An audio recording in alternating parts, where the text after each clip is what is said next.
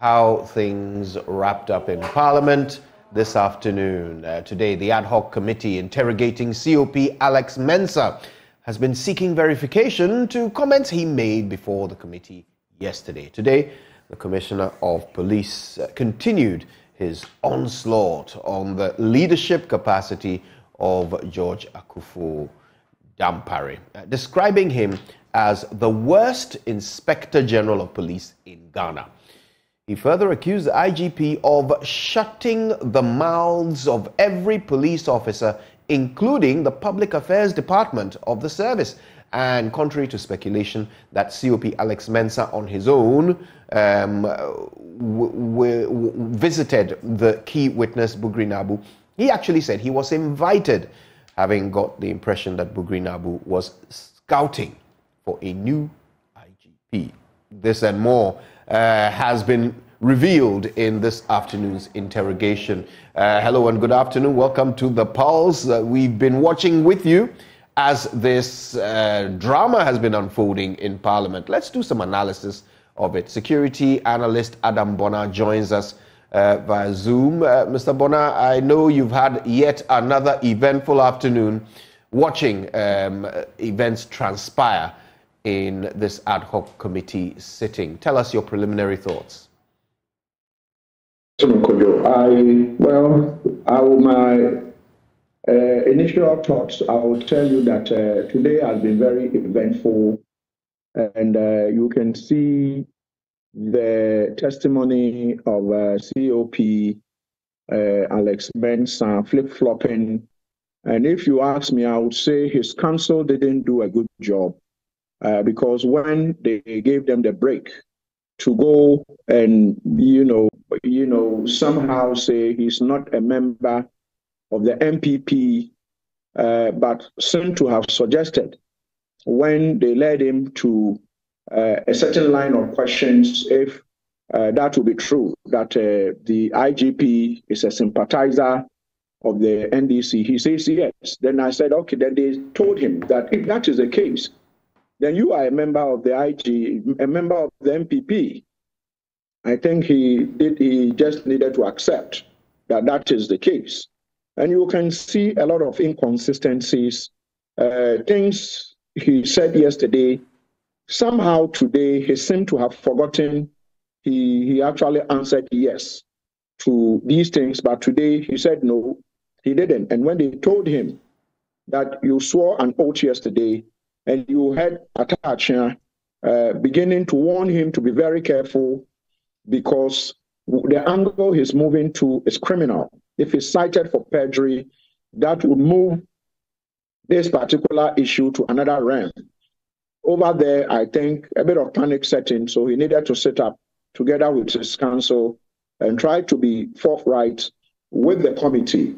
And so as far as I'm concerned, I think that today very eventful, and I must admit the questions that were put to him, you can see he just couldn't answer them the way one was expecting, and it's good it was televised so that the discerning general public would deduct from whatever he's saying. I just think that today's the interrogation, they pinned him down to most of the things which he ended up agreeing, and the CI 76, 80, section 80, 83 or so, somewhere over there, it's a major offense to be seen publicly to be, embroiled in, a political controversy. And he seemed to have said, he admitted. And so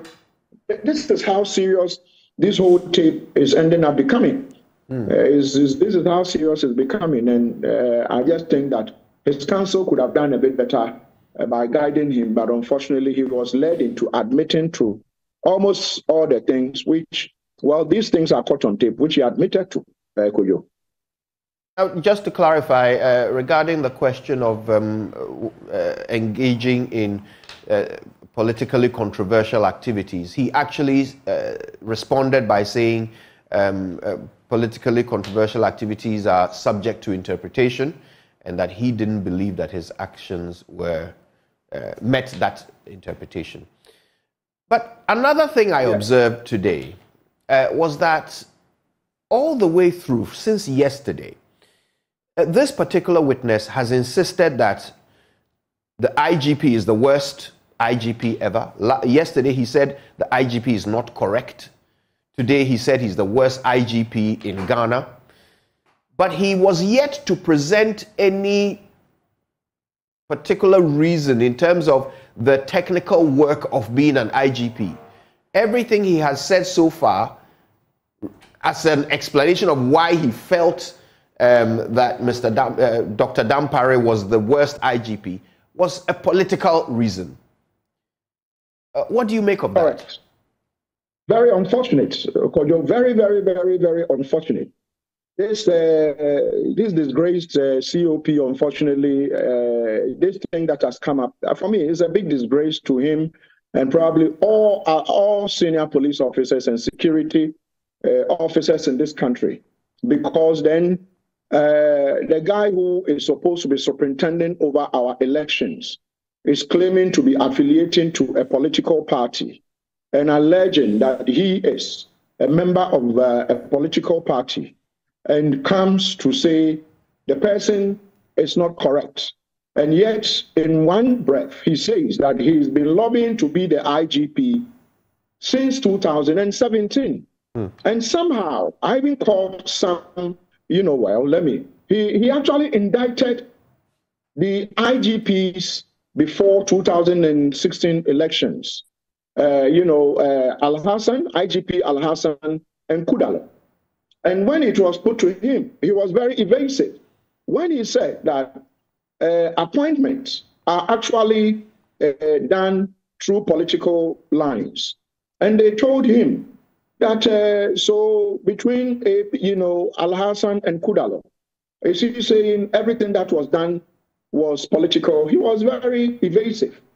And they told him within 2 years, you had a jump from Assistant Commissioner of Police, ACP, to Commissioner of Police. And with that one, he said he merited it. And so when it suits him, he agrees.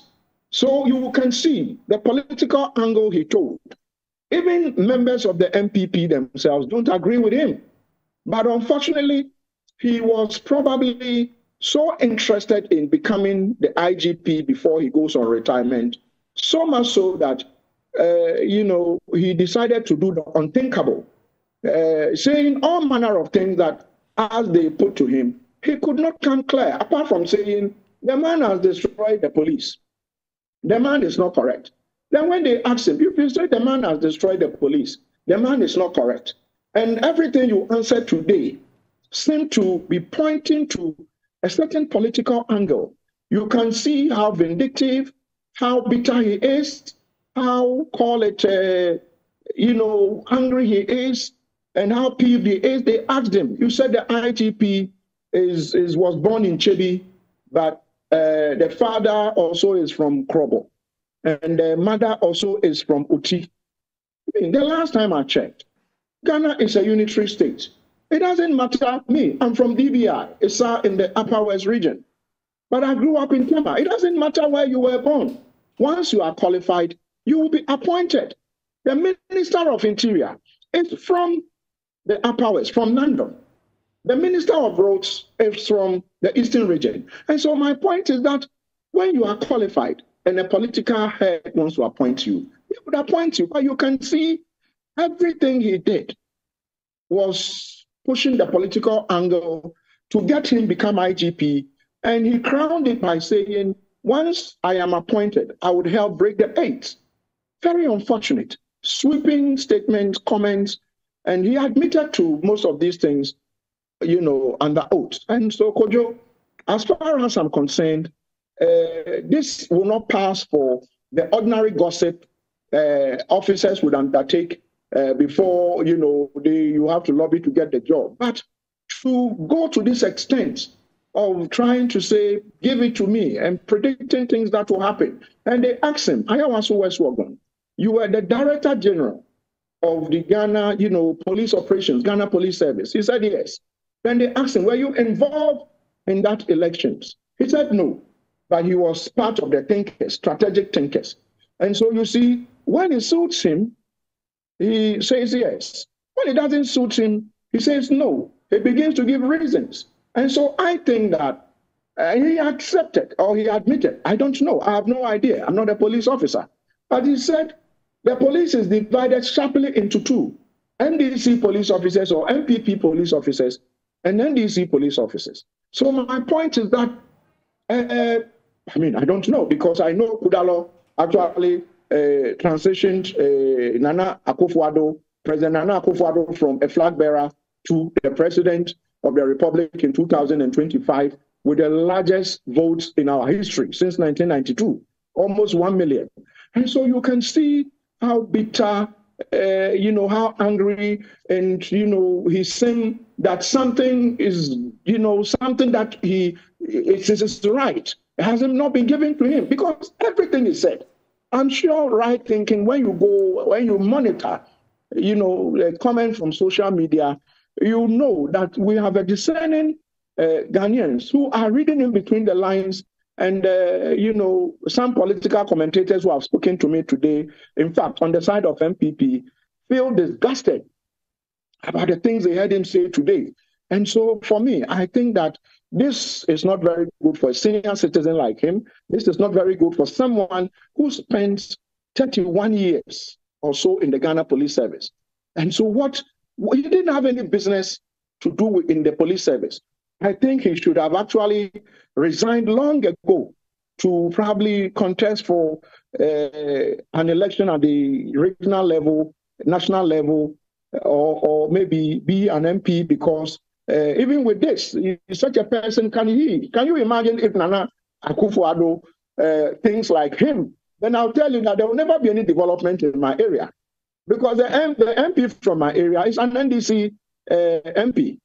Where I reside in Accra, it's also an NDC MP. It means that we would only develop this country on party lines, which I think is very unfortunate. It doesn't occur well for 2024 elections. If what he's saying is anything to go by, we know Gabon has happened. And Gabon, it is security officials who, superintended over the elections. And when things became chaotic, they, took over the administration of the state and actually have put the Ali Bongo, under some form of detention. So we need to be very wary of such characters in the service, because if we are not careful and they throw this country into chaos, quickly they would metamorphose into leaders and say, well, the politicians have done A, B, C, D. Maybe if this tape didn't come out, 2024, we don't know what would have happened. And so, Kojo, I have to be honest with you, I am disgusted listening to this senior, citizen and a senior police officer speaking, saying all these things. Somebody is not correct. You are correct, yet you are so political when your service regulation requires you to stay away from these things. Stay away. You can vote for NDC MPP, but stay away from them. And you clearly said, well, he said that is an interpretation. Anyway, so Kojo. Yesterday there was a conversation between my colleague MFR Pau and a former CID boss who actually said, look, in the midst of all this, let's not completely gloss over everything that is said by this witness. COP Mensah might be in some ways exposing rot in the police service. Putting aside the aspects of his testimony that you found distasteful, do you see a possibility that he's actually revealing some problems that need to be resolved in the police service? Well, I would have wished that he will tell us that maybe the general public, at least he should have given us some pointers that the Ghana Police Service are aiding criminals to steal from us. You know what, Kojo? Listen, for me, as a citizen and a tax-paying citizen of this country, what I expect the Ghana Police to do is to fight criminals. Whatever it takes, even if it is 4 or 5 of them who would make sure when I sleep, I sleep. That is what I am interested in. And so as far as I'm concerned, when I hear there might be some rot, well, like I'm saying, if they are rot, you should have told us that, you see, officers who are sent on duty then go. Citizens, you see, when you tell me that crime levels are rising because when officers are sent, they don't go, I can connect as a citizen because I'm not a police officer. I will know. When you tell me that these days people are jumping traffic light left and right, people are putting their sirens and hazard lights on and going, and nobody is minding them, police officers are doing, they don't care, then I would be able to. I tell you what, me, a week ago, I was arrested by the police just around airport. I was arrested by, one of the constables on the motor. He followed me because there was a car nearly ran into me at the traffic light and I moved. But once I moved, I know the new police we have, they will follow you. So I parked. When he came, he dealt with me. It doesn't matter. So mine is like, you can see, when they asked him about, what's the name? Political party people, they are arresting our party people. He said, yes. Then they asked him, are you aware Sosu was arrested? He only remembered when Sosu, there was a demonstration and they were looking for him and there was a warrant for his arrest. But he forgot that Sosu was taken to court. Still, what do you call it? The minister, the deputy minister of, what's the name? Trade, was taken to court. The Suparu, one of the Sisala MPs, was also taken to court on the side of the NDC. Today, when you go into town, which some of us appreciate so much, Okada riders are stopping at traffic lights. It doesn't matter if you drive the best Land Cruiser or the best car in town, you must obey because the smallest police officer, the lowest ranked police officer would arrest you and take you and make sure you are prosecuted. It's not the Ghana we want when it comes to law enforcement. So mine is that I'm not discounting there will be a rot. But what I am saying is that he should have given us some headers, some pointers. Like, you know what, this is happening here, that is up. But everything he has said seems to be connected to politics. Well, he did give one particular instance, which is a thing that has come up in the past. Since this particular IGP took over, he has completely stopped the public relations aspect of policing and replaced it with the release of statements and their own TV channel. Rather than granting interviews, providing information, answering the questions of the public they serve, the information has now become one way from the police to the public as and when they feel that they should speak. And he talked about this in his testimony.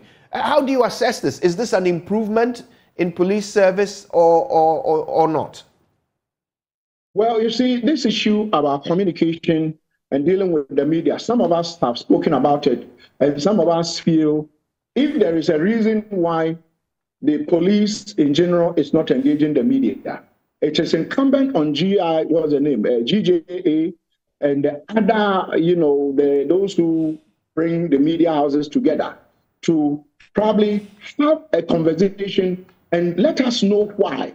But the truth is that your media house Joy News TV have engaged me on this, and I shared my opinion that I think that rather than press releases, it will be good to have some, occasional briefings if it's weekly, or if there is a major issue, the press is called and there is briefing. That I agree is something that we are aware of. As for that, if you ask me, I will tell you that the media in general has spoken about this. We are all aware of this, but it is not something that I will say that we are not aware of.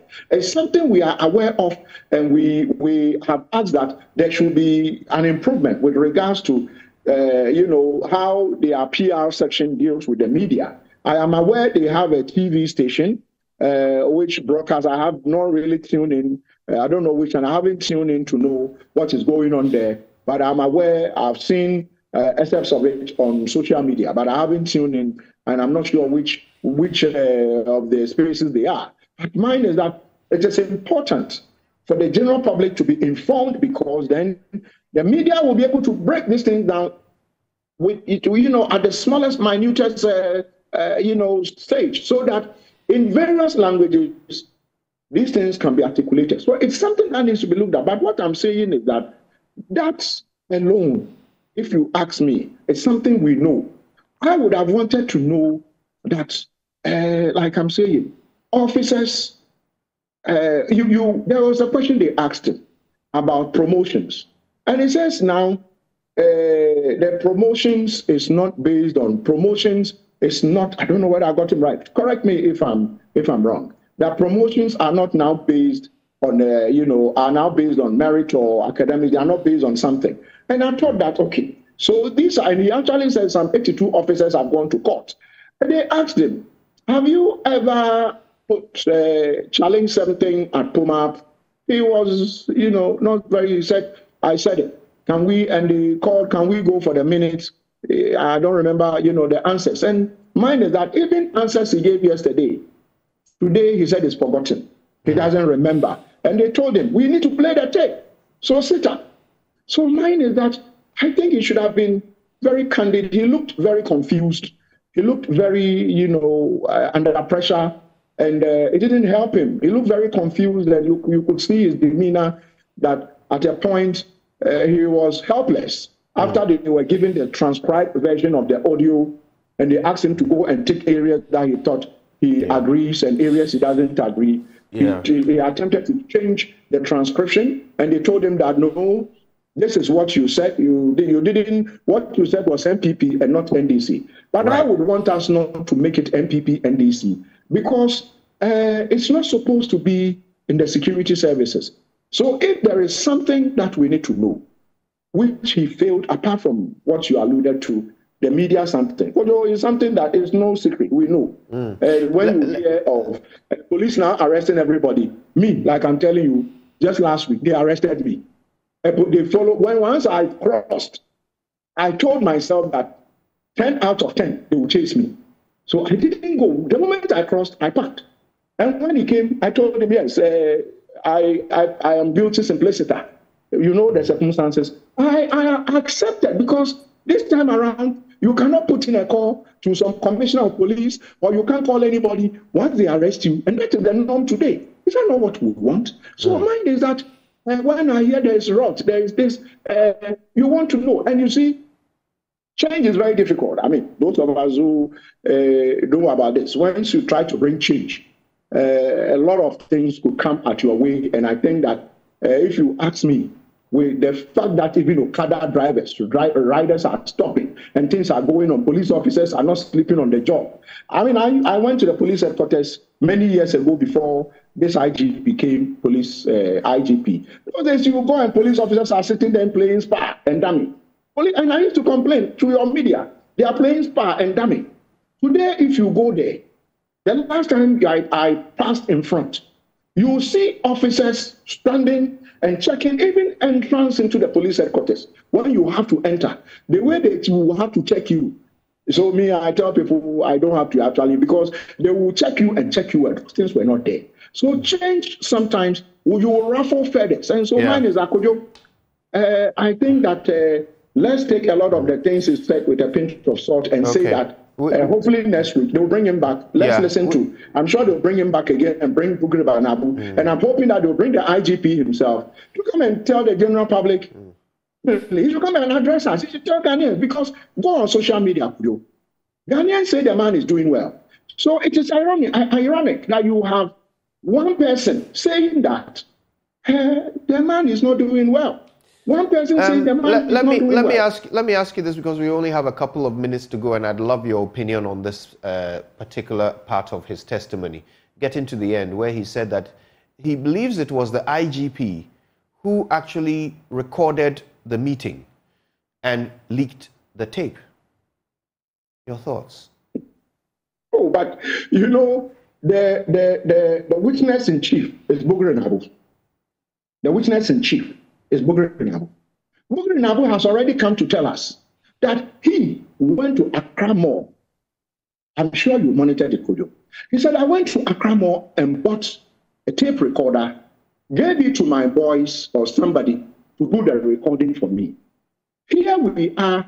Like I said, I think he's so bent on, maybe the IGP, excuse me to say, never chased this girl. Because even when Bugri Nabu, who is purported, who is not even alleged, Bugri Nabu now says, I recorded it. It is my voice. And named the people who in the audio came out to say, I recorded it. Yesterday, when they asked the COP Mensah, what he said was that this was done by Bugri Nabu and passed on to the president. Today, he's changed goalposts and said, the IGP did it. So you can see the trend of events. Yeah. It comes to the IGP would have to be the center. Even when the guy who did the recording says, I did it. If you bring the IGP, unless you can show. Yeah, I've got to cut in at this point. I apologize. Our time is up, but I certainly appreciate your take on that. Adam Bonaa is a security analyst. Thank you so much for your time with us. All right, this is The Pulse. We've got more running stories coming your way after these messages.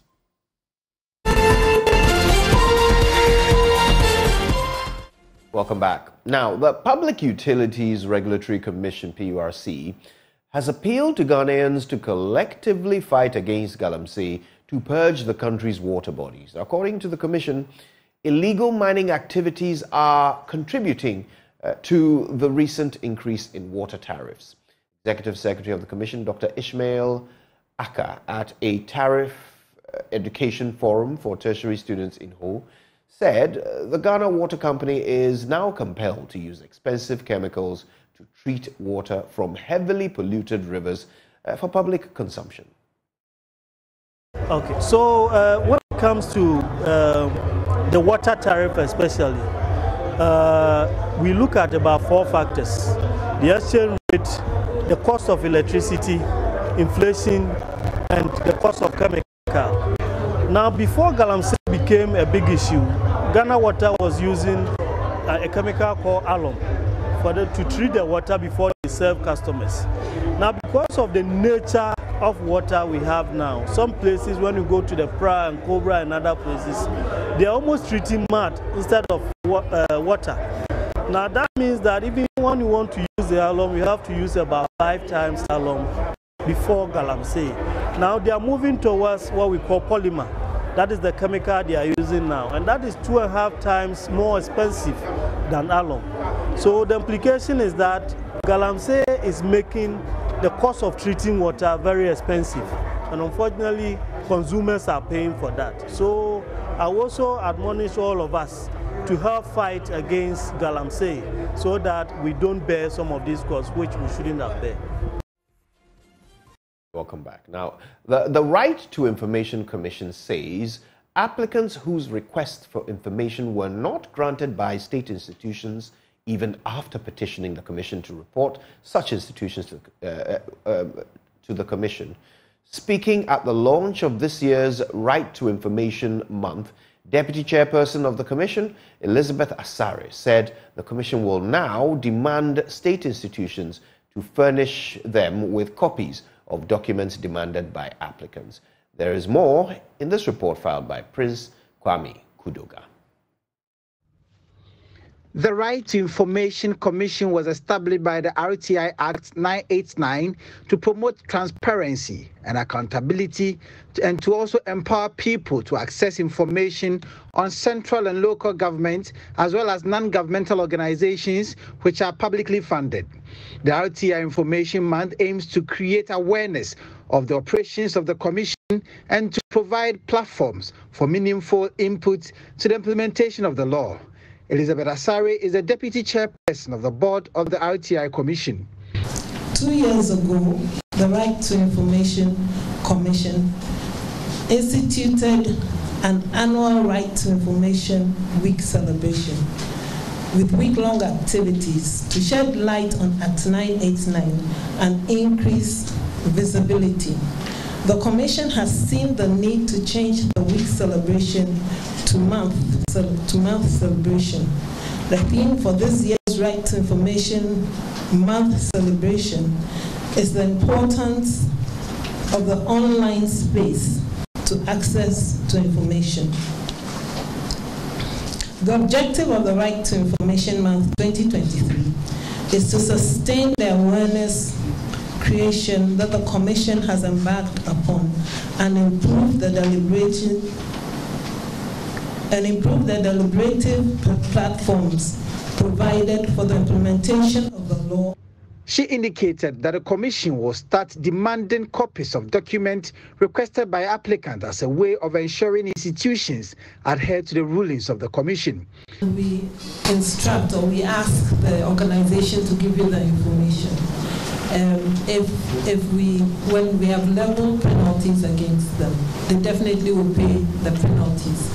If you who is sourcing the information does not come back to us to tell us that you still haven't gotten the information, there's no way we will know. So now what we are looking at is ensuring that when we're giving the instruction that the information should be given to you, a copy should be given to us. Then we will know that you have gotten the information. Most of the time you don't get the information and you don't come back to us because you think you have reported to us. You have levied penalties and you think that nothing is happening. Meanwhile, the head of legal, governance, regulatory and research of the Commission, Stephen Owusu, made it known that the Commission is in court with the Ghana Police Service and other institutions like GOIL to get a court to order them to pay some administrative penalties for failing to provide information to institutions as demanded by the Commission. We are in court against Ghana Police Service to get a court to order them to pay the administrative penalties imposed on them. Okay, there are other institutions we are in court against. The applicants that we made the order in favor of that decided to take going on and made the Commission an interested party. Okay, so they sued God. They said the Right to Information Commission ordered them to give us this information. Up to now, we have not given us the information. So we are suing you. So they sued God and made us an interested party. We said, yes, indeed, we are interested. So we are part of that case. So as the applicant is trying to get the information, we are also trying to get administrative penalty we imposed. So that's an example. And for Ghana Police Service, we lawyers will say the matter is out. So I cannot go into detail, but at least for information, we are in court against Ghana Police Service. The month-long celebration of the right to information is on the theme, the importance of the online space for access to information. Prince Kwame Kudiga's reports read to you. Now, you may have missed this show since it took a break sometime back in June, but everybody is excited about its return with a brand new host. I'm talking about the Geek Squad, everybody's favorite tech update, which came to us once every week on Tuesday nights on Joy FM.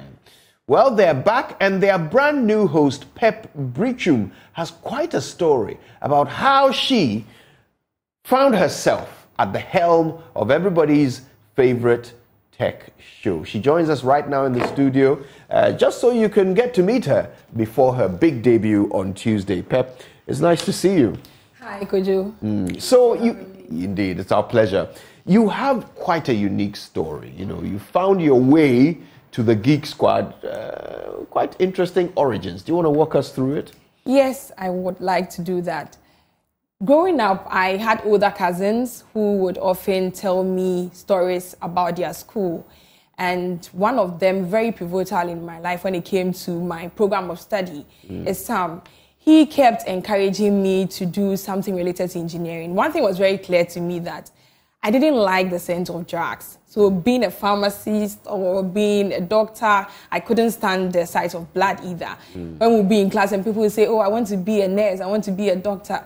Any other thing, but not that for me. Engineering, yes, because I liked sciences and maths. And because of that, once he gave me that encouragement, I found myself just gearing towards that. After school, doing some things about communication and then my engineering, combining that together, Geek Squad became just the place to learn from those who were doing it and also to come and be a representative for other women in the field. Now, this is the new revamped Geek Squad with you at the helm. Now, not everybody is tech savvy. But the thing about the Geek Squad is that you're able to break down what should be a complicated, topic into easily consumable and understandable information. Tell us, how do you intend to do that? What tools are you planning to use on the new Geek Squad to keep us all, following the plot, even though we might not be naturally gifted as such? You are very right when you say that. It is called the Geek Squad, but people shouldn't think it's just about geeks coming on there. We want to make technology something that people can easily relate with. We are using it all around us. Our phones, our televisions, our laptops. But then people sometimes think the brains behind it is for certain groups of people. But no, we want to break things down using sometimes stories, analogies, visual aids, examples around us so that people can relate well with it. And just know that it's not as difficult as some people may make it seem, but we can all learn. Yeah. This is obviously something you love. You do it for a living. And, so for you, you're right at home. But, of course, you have to invite people into your home now, And some of the best ways to help technology really resonate is through collaboration. So what is the plan? Do you intend to work with, others on your show to bring these concepts to life? Definitely. There are so many people in the industry that are doing so well. And for me, being a female, it's one of the things that I plan to even do to get those females also in the industry on board so that we don't just come and have a show where it's male-dominated. Yeah, some people will say men run the world, but women are also saying that they are doing amazing things now. So we'll just collaborate with these people. They come on, they come and share. People who are very knowledgeable and come and share with us. Everybody is going to benefit from it. We want to make it very relatable. We want to break things down for people to understand. If you're even listening with your child, for instance, it will be done in such a way that they can also pick one or two from our discussions. Now, we live in a society that doesn't always embrace change so easily. You go to government offices and some of them still don't accept email as a formal means of communication. So with such a population so set in their ways, how do you intend to turn people on to technology and brand new ways, easier ways sometimes, of doing things? I have worked as an application support specialist before, and sometimes what I found difficult to understand is if I'm trying to make your life easier in a way, why do you resist? Exactly. It was a bit mind-boggling for me, but like you said, some people just find it difficult to adapt to change. But in our world now, technology is everything, and there are so many advantages of it. Can you just imagine you find yourself at a place you don't really have cash on you? But because of technology, now there is mobile money. You can have your bank app. You are able to transact. So all of us must just adapt to what is happening around us. So people shouldn't just be glued to one thing. They should just be ready for the change. It is here with us. And the only thing that we know is constant is change. So we keep saying it's the new and revamped Geek Squad. So what is new and what is revamped about it? Will there be any changes to the structure of it? Any innovations? By all means, one very obvious thing is the fact that it's a female now who is the host, is one new thing that we can all see. And another thing is that we want to bring in people from the industry, not just the industry, but people that we can just get them to share knowledge for our listeners to benefit from. We'll be having different interactive sessions. There'll be phone-in sessions now. We'll be having people also just give us feedback from our social media handles, for instance. They can ask their questions. Just feel free, link up with us, and we are just ready to deliver. Yeah. So the first episode is next week, Tuesday. That is so true. Yeah. Next week, Tuesday. Just a few days to go. The 5th of September. And they should just expect the best. I'm ready for them. I was going to ask you, are you feeling the pressure? Not really. But I think we'll just get through it. Not really, yes. But we'll get through it. Okay. Yeah. And already, since the announcement went out and people realized that you're the new boss on the Geek Squad, what's the feedback been? It's about shout-outs. I have a whole list waiting for me. I have to give you shout-outs to all the people who have asked for it, especially my family, my spouse, my husband, Stephen Brichum. He has just been such a big support. He's the one who has been encouraging me and his siblings and my siblings, like people around me, and they should just get ready. Yes. But all of them are just playing such a good role. Once the announcement came, even people from church and all that, they've all been supporting me. I'm just very grateful for what's happening here. You've already given your husband a shout out, so he's off the list now. Yes, we've helped you to reduce your list. Now, I know that the thing about our job is that you get almost instant feedback. If people like what you do, they tell you immediately on social media. If they don't, they tell you immediately. Are you worried about negative feedback? Do you have any strategies to deal with that? Hey, I'm a Toastmaster. And as a Toastmaster, one of the things that we do is to have meetings. And during these meetings, there is someone who is sitting down to evaluate you, how you went about your delivery. They'll come and give you feedback right after you have done it. It can be positive, it can be negative. And this is one of the ways that I have built myself in terms of receiving feedback from people. There are constructive feedbacks that can come through. Some may be totally negative that you may not be able to do anything about. But with that said, because I've had this process in place of being a Toastmaster, I believe it's not anything that will be new under the sun. Should I get to that point? Yeah, you were built for this, right? Excellent. Excellent. Although everybody expects the feedback to be absolutely positive, already the reactions to your new role have been so positive. Everybody's looking forward to Tuesday. What's that one message you'd like to leave people with to encourage them to join the new Geek Squad from Tuesday? I just want you to know that we are calling it Geek Squad, but it's not only for geeks. Anyone at all can learn tech. Anyone at all. And there's so many resources around us now on YouTube, on Facebook, so many places. We are just able to learn what is happening around us. And it's good that we are well informed because the world is changing. Technology is doing a lot of things. On this show, we are just going to make sure that we bring that news to you, emerging trends, quick tech fixes, and just get ready. We are going to have a very good interactive session and everybody is going to benefit from it. Well, that is Pep Brichum. She's a computer engineer. She's a Toastmaster. She hates blood. And she is the new host of the Geek Squad. We can't wait for the first episode next week. We wish you the very best. Thank you so much, Kuju. Thank you for having me. That's our pleasure. And it's been our pleasure to bring you today's edition of The Pulse.